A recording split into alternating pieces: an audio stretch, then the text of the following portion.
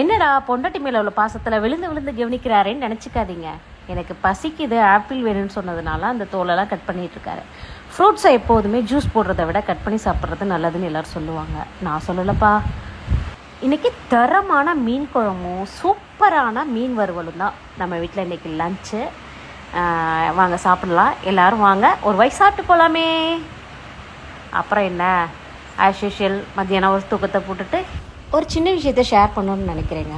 தாய் பாசம் பெருசா பொண்டாட்டி பாசம் பெருசா அப்படின்னு யோசிக்கிறவங்களுக்கு பாசங்கிறது ஒன்று தான்.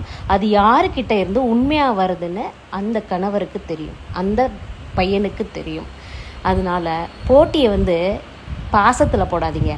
சோறு போட்டு பாசம் காட்டணும்னு நினைக்கிற விஷயம் தப்பான விஷயம்.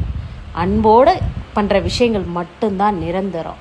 அதே மாதிரி அடுத்தவங்களை கஷ்டப்படுத்தணும், அடுத்தவங்களை நோகடிச்சுட்டு அவங்க மூஞ்சியை பார்க்கணுன்னு நினைக்கிற ஒவ்வொருத்தருக்கும் ஒவ்வொரு விஷயத்த சொல்ல நினைக்கிறேன்.